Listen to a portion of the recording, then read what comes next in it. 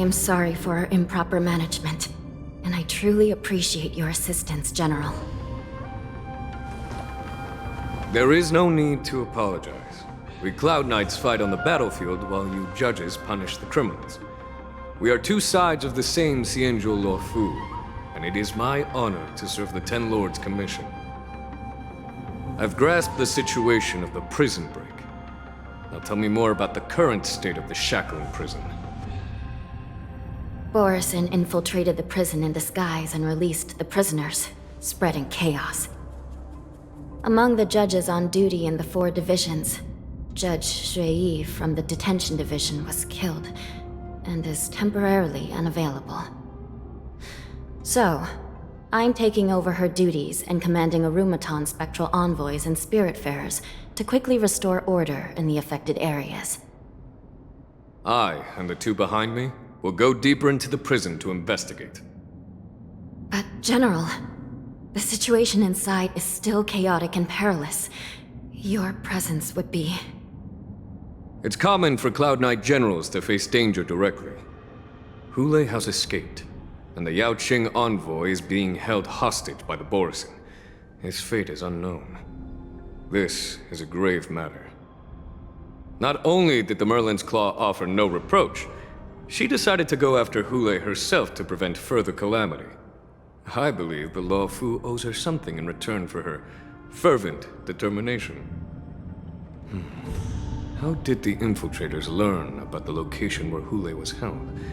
And how did they time their plan just before the Yaoqing messengers were ready to escort him?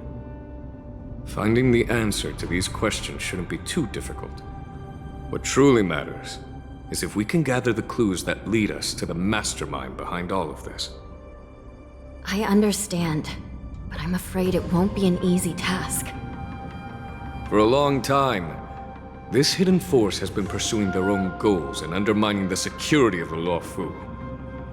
Backing down now will only encourage them to further endanger the peace here. The Ten Lords Commission will support your decision with everything we have, General.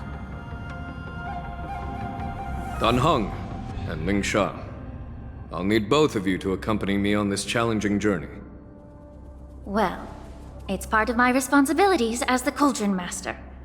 So, where would you like to start, General? Let's start with those Borison disguised as Foxians. My people have already prepared the evidence.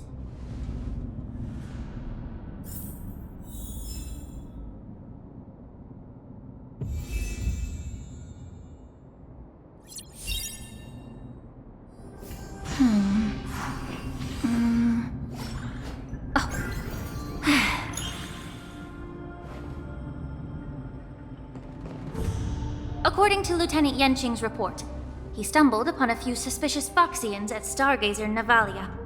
After following them, he discovered that they were actually Borison in disguise. This is one of the bodies. Looking at him now, it's hard to imagine how he transformed into a Foxian. My alchemists detected some complex ingredients in his remains, which might explain how these Borison were able to disguise themselves as Foxians. Simply put, Foxians and Borison share a common ancestry. Although they look completely different now, there isn't much genetic difference between them. This medicine allows Borison to temporarily change their shape into that of Foxians. So, in other words, if they stop taking the medicine, their true form will soon be revealed?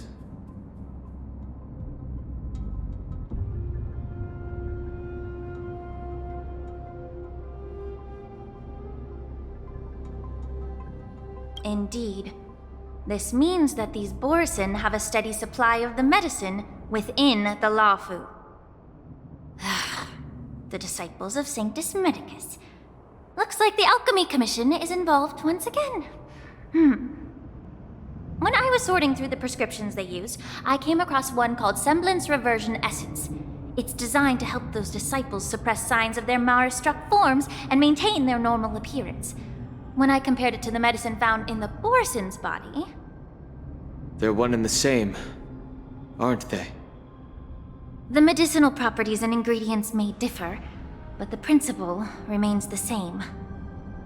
Since ancient times, the Borisin have always sought to have more powerful bodies, regarding the Foxians as weaklings. Yet, in order to save their warhead, they were willing to disguise themselves as Foxians. Their determination is quite remarkable. If these infiltrators rely on the medicine to maintain their disguise, then following this lead in our investigation seems prudent. Please follow me.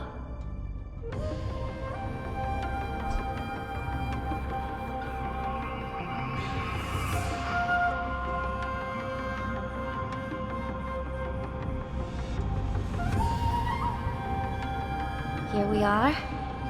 According to the judge, this area is not yet under control, so we should proceed cautiously. I've captured the nature of the medicine in my sensor. By following the medicinal fumes, we should be able to retrace the steps of the disguised Borisin.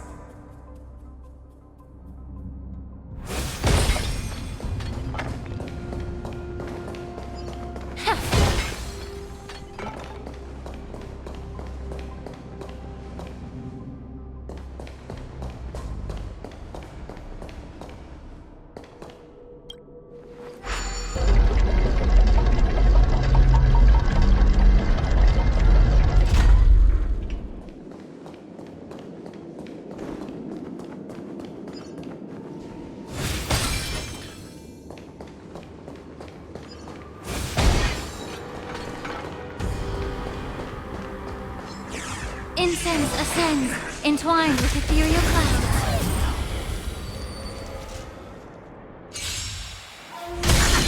Made hit! Attack! Until everything burns to ashes! Let's improvise. Let the show begin! Eternal.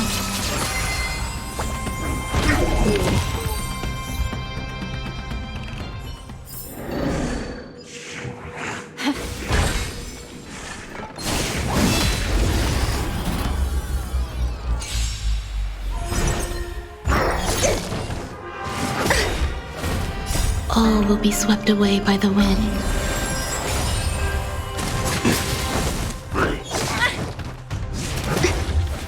Time to cleanse the filth. Detonate! Until everything burns to ashes!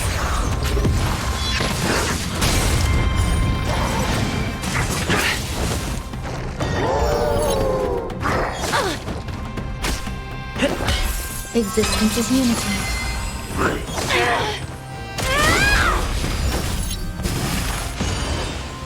Yeah. Everything in this world is bleeding. Dreams do come true.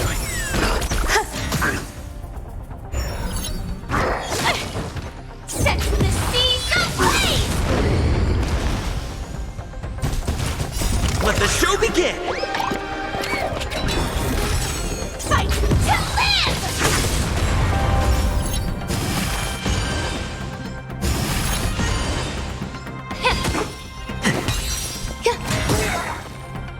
All will be swept away by the wind. Set the seas ablaze!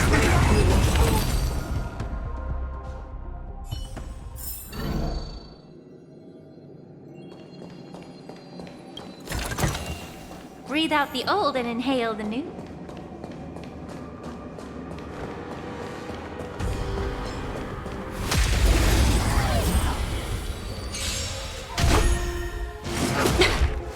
Be of your body and mind. Attack! Until everything burns to ashes!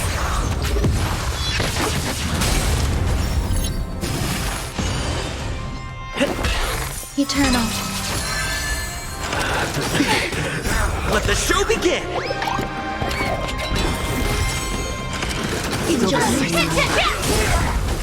Yeah. Everything in this world is bleeding.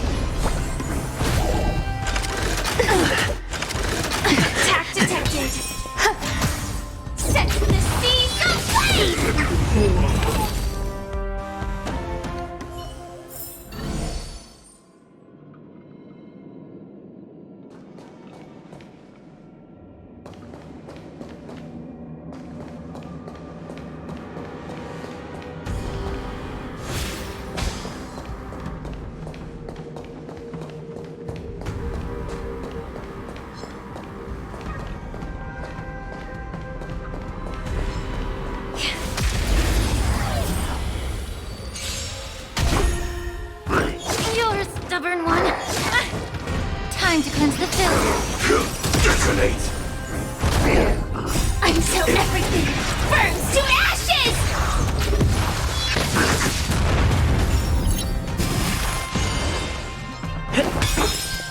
Let the show begin! Existence is unity. All will be swept away by the wind.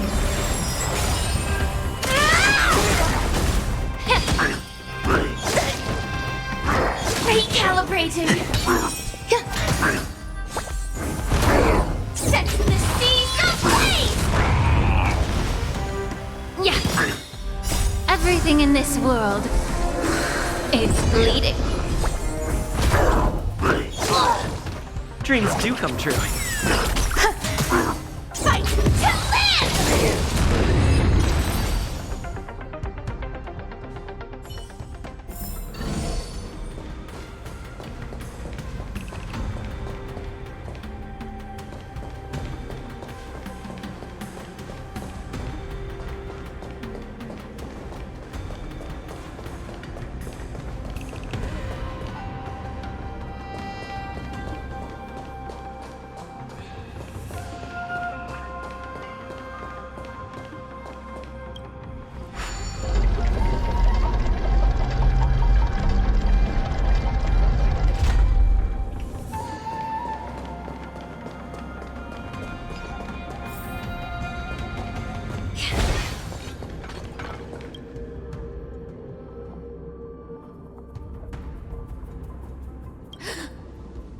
Incredible strength.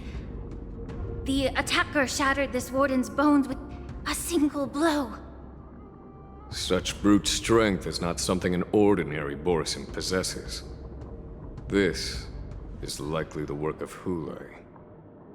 If I may be so bold to ask, is this Borisin truly that formidable? I have lived a bit longer and engaged in a few more battles than you, Miss Lingshaw. To the Alliance, Borisin have always been the most formidable adversaries. And Hule is a monster feared even among his own kind. With his strength, Hule united numerous Borisin pacts, forming a grand army of abominations of abundance.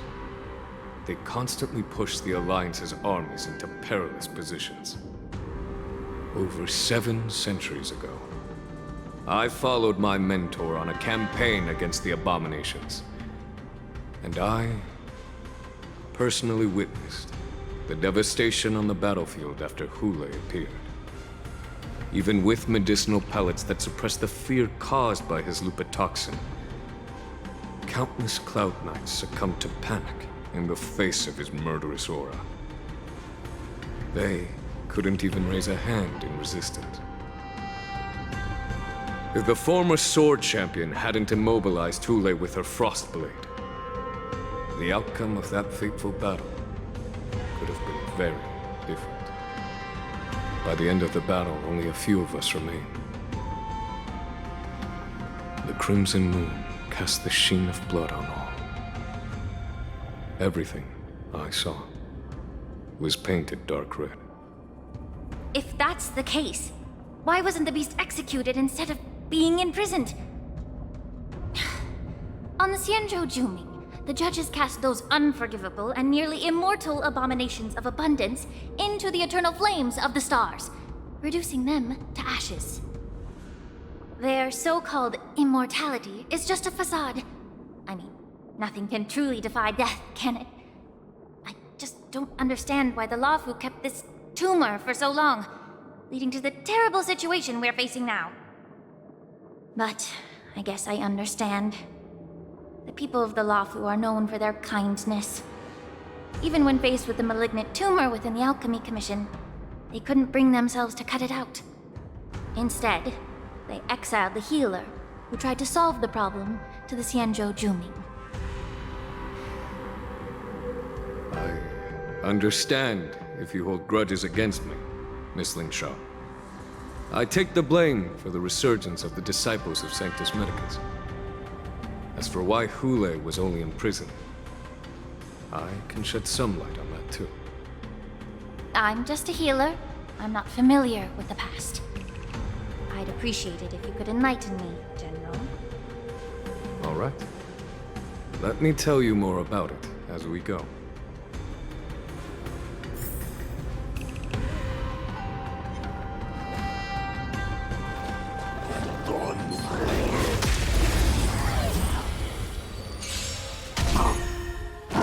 Stay away! Be of your body and mind! Until everything burns to ashes! Let the show begin!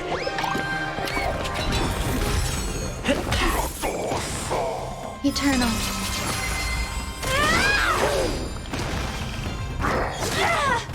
Yeah. All will be swept away by the wind. Fight to live!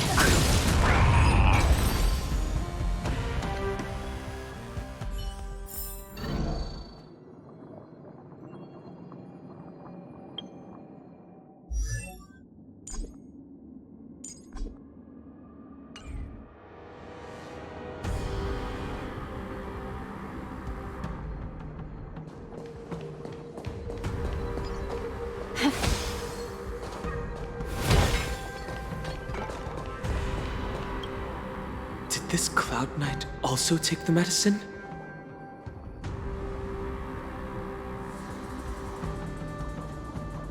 No. This is a Borisin in disguise. A guard killed him before he could return to his original form. All these Borisin are dressed in official attire. Besides the Cloud Knight, there were also 2 Borisin disguised as members of the Skyfaring Commission and the Artisanship Commission. Whoever is providing them with official identities must hold the position of power. Let's search elsewhere.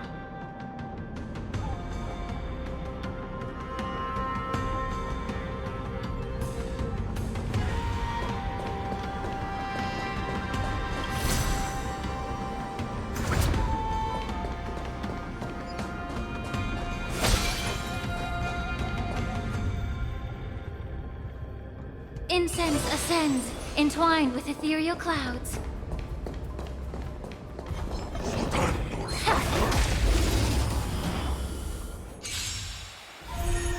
It'll catch up.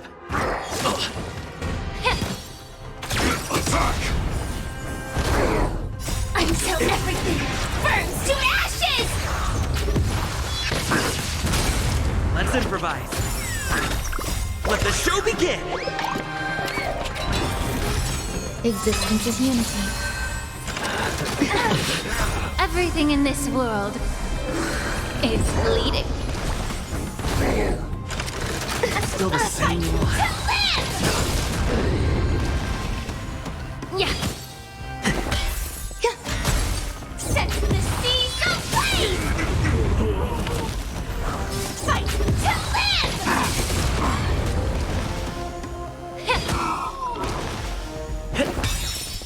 Let the show begin!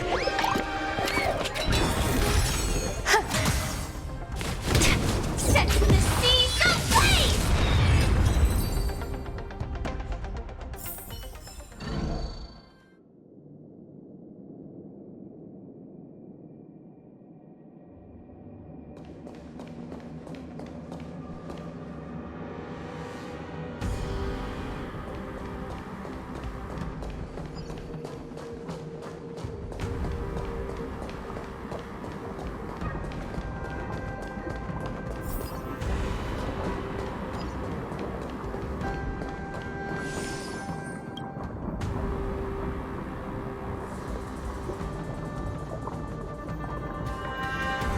Someone bit open his arteries and drained almost all of his blood while he was still alive. Such a cruel and ruthless act. Despite being a long-lived species, Borisin are actually more like predatory beasts that must feed on raw blood and flesh. I've heard that Hule was deprived of food and water in the shackling prison. It's hard to imagine how he managed to suppress his hunger for over 7 centuries. will the hostage from the Yaoqing be able to avoid being his meal? Such is the terrible nature of the abominations of abundance.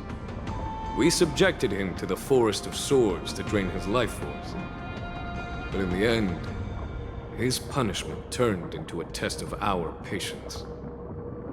Just like you said, Miss Lingshaw.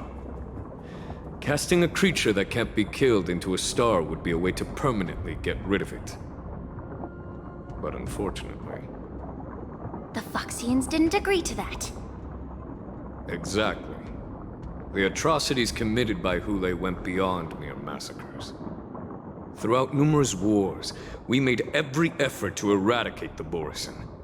But Hule, with his mysterious sorcery, turned countless Foxians into his pawns. And so the Borisin kept returning. The Foxians curse his name day and night, and they even use it to scare children into staying quiet. How could they grant a swift death to such a great sinner? I wonder if you know why Hule wasn't taken into custody by the Foxian majority Xianzhou Yaoqing, but instead imprisoned in the Xianzhou Luofu, Miss Lingshaw. As you mentioned, your mentor was an exceptional warrior and was the one who defeated Hule, an extraordinary achievement. Therefore, the Marshal placed this feral beast under the jurisdiction of the Xianzhou Luofu as an honor, I assume? It seems you have a major misunderstanding about this arrangement, Miss Lingshaw. Allow me to explain it to you.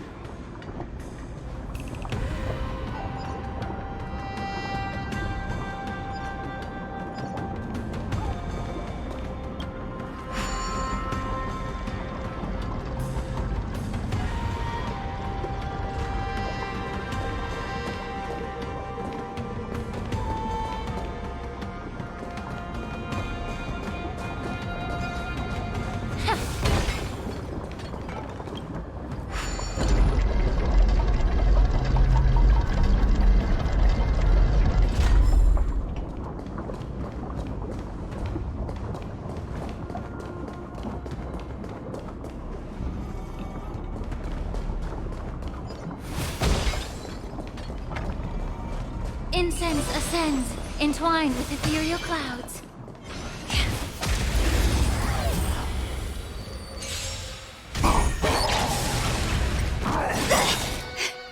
All will be swept away by the wind. Everything in this world is bleeding. Yeah. Until everything burns to ashes! Dreams do come true. Existence is unity. It'll catch up.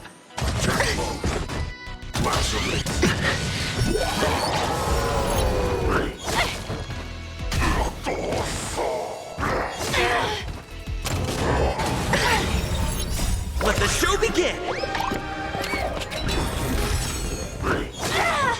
Fight to live! Everything in this world is bleeding.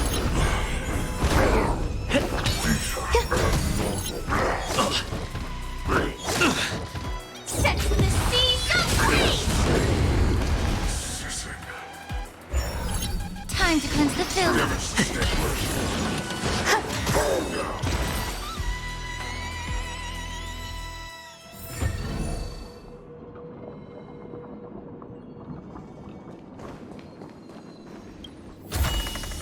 An exotic fragrance hits the nose. Indeed, this must be treasure.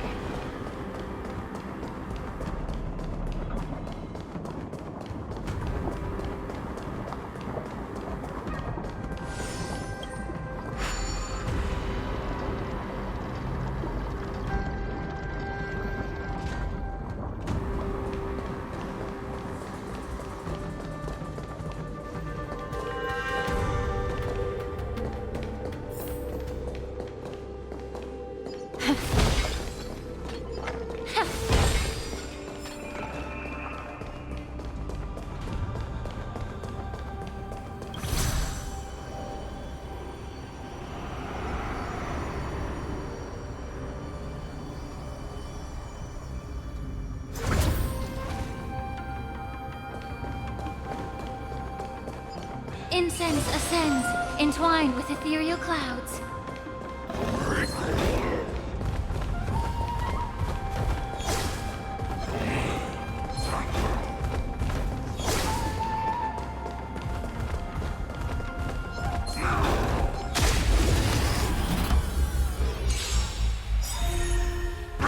Recalibrating.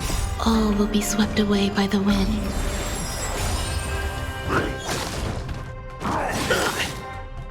Let the show begin!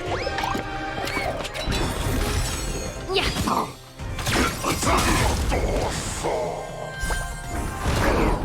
Until everything burns to ashes!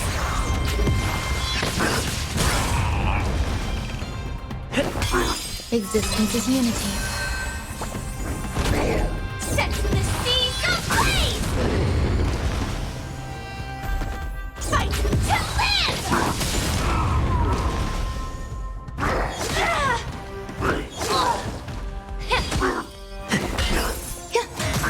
Set the seas ablaze!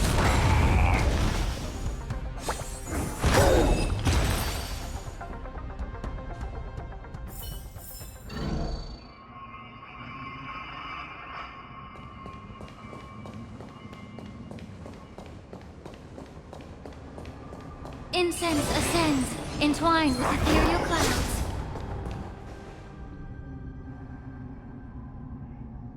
Yan Qing told me that an IPC ship was attacked by Borison.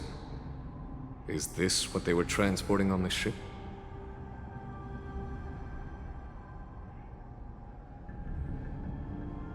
Yes.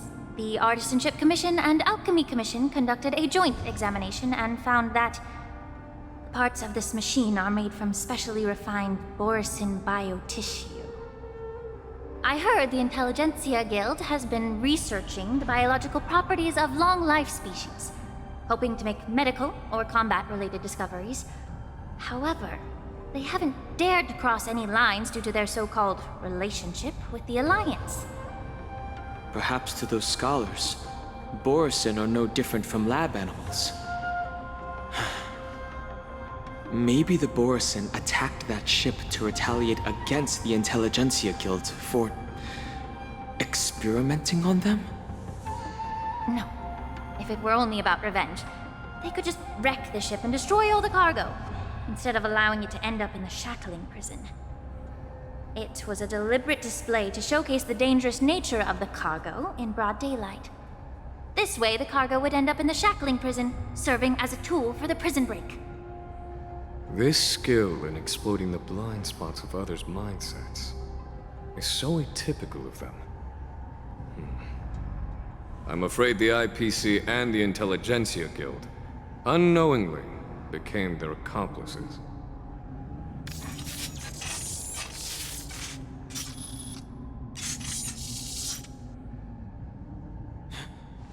Watch out! This thing is still alive!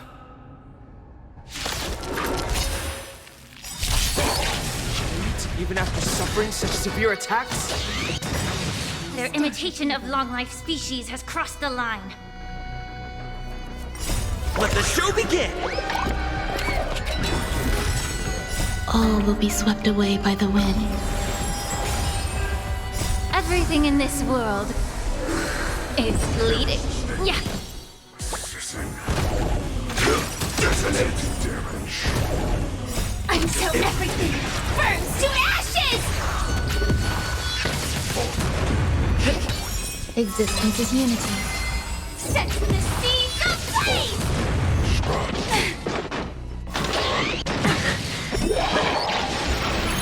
If it can still move, it means it wasn't damaged enough. Let's make sure it never moves again. Shut it down.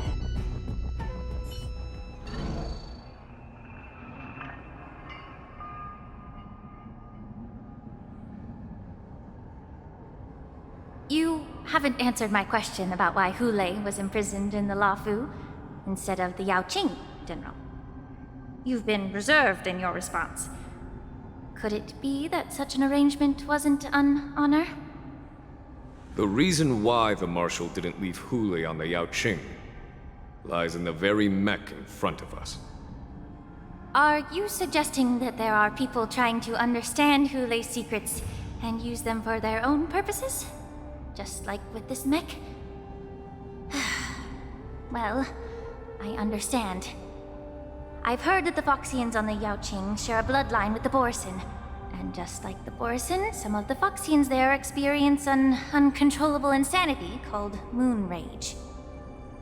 The Marshal believed that this would be inhumane and no different from what the Borisin did, so... Exactly. While Borisin see moon rage as a blessing that unlocks their true potential, Foxians see it as an inevitable curse within their bloodline. Countless healers of the Yaoqing have attempted to unravel this mystery, but to no avail. Why can Borisin control the power of moon rage? Can we Foxians break free from this curse? These questions were asked frequently. Each questioner had good intentions. But the road to catastrophe is paved with good intentions. To the Foxians of the Yaoqing, Hule was not only the warhead of the Borisin, but also a monster that could be the subject of much research. Hule thus became a poison that corrupted people's minds without their knowing. That's why the Marshal decided to imprison Hule and the Lafu. It wasn't an honor, but rather a warning. Because such selfish pursuits in the name of good intentions once led to a tragedy on the Lafu that served as a warning to future generations. This edition of Imbibitor Lunae.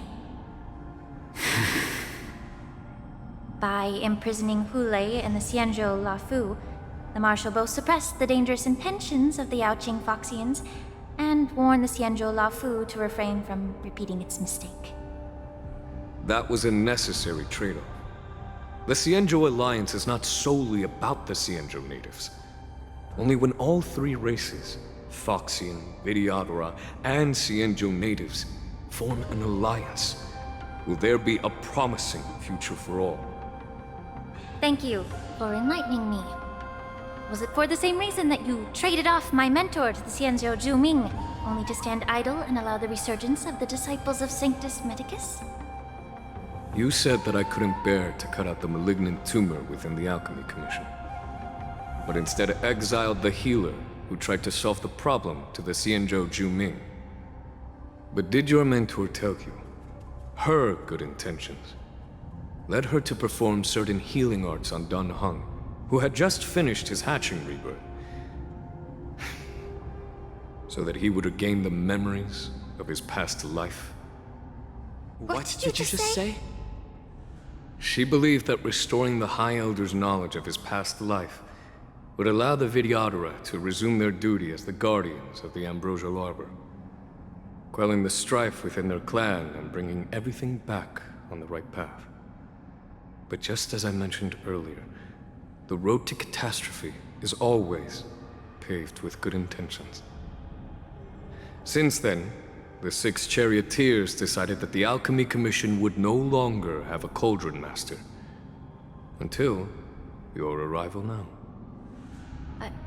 If that's the case, I should thank you for protecting my mentor by exiling her, General. Quite the contrary. I should be the one thanking you. Thanking me?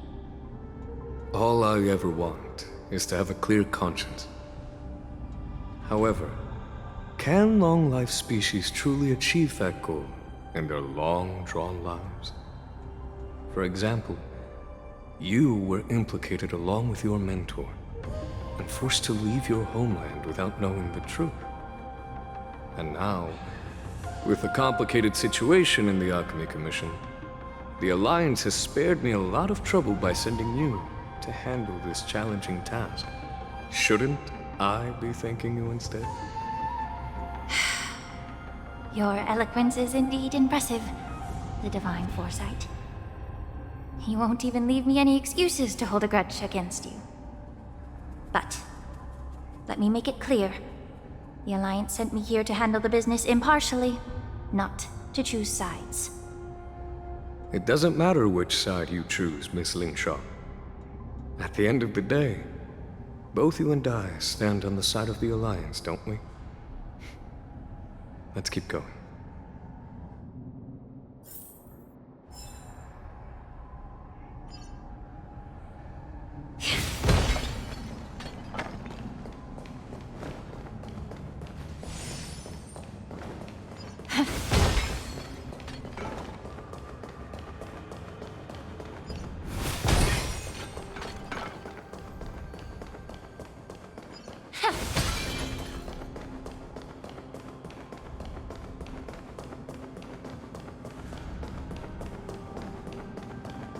Incense ascends, entwined with ethereal clouds.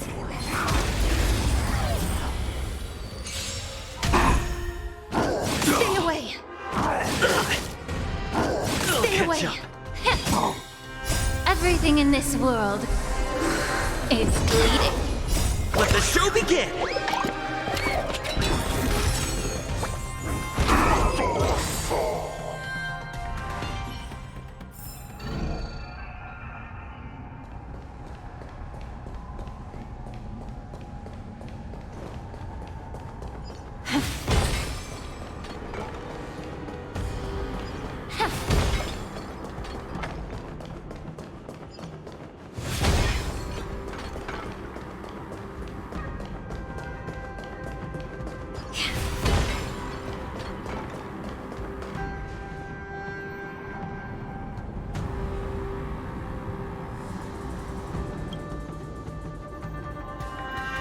These Mara-struck soldiers don't appear to be escaped prisoners. How can you tell? These soldiers are fully armed. Obviously, they didn't hastily join the battle. The messenger named Morza did say that there were two groups of attackers. The other attackers, aside from the Borison, could hide their tracks. I believe he was referring to these people. Hide their tracks.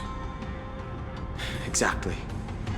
I've engaged with these attackers before, and they used Cloud Hymn magic to hide their presence.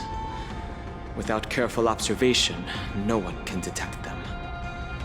You once warned me to be cautious of the Vidyadhara Elder's influence within the Alchemy Commission. Could it be? What's on your mind, Miss Lingshaw? Well, it seems that someone provided the attackers with a map of the shackling prison. And considering the Vidyadhara's involvement in the prison's construction, it raises suspicion about their role in this.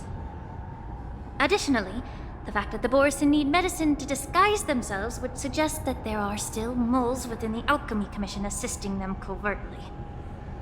Moreover, forging official identities for the undercover Borison would require someone with significant authority. And the presence of assassins capable of using Cloud Hymn magic deepens my suspicion about the Preceptors. But why would the Vidyadhara collude with the Borison and aid in Hulei's escape? They aim to spread chaos. They believe that only in chaos can they regain their former power and influence. Since this edition of Imbibe de Lune, the once proud dragon race has been powerless, watching their influence wane. Being a native of the Luofu, Miss Lingshaw, I believe you understand the implications. However, I don't think the Preceptors are the true masterminds. If I'm not mistaken, the one behind all this treachery is the Lord Ravager who exploited the weaknesses within the Luofu and instigated the disciples of Sanctus Medicus, ultimately leading to the Ambrosial Arbor's resurrection. Fentilia. Please remember, General, that everything I've mentioned is mere speculation. We need concrete evidence for a public trial. If you want to interrogate someone within the Vidyadhara's ranks, you'll need irrefutable proof. So, what's your plan, Miss Lingshaw? I'll send an invitation to the Preceptors.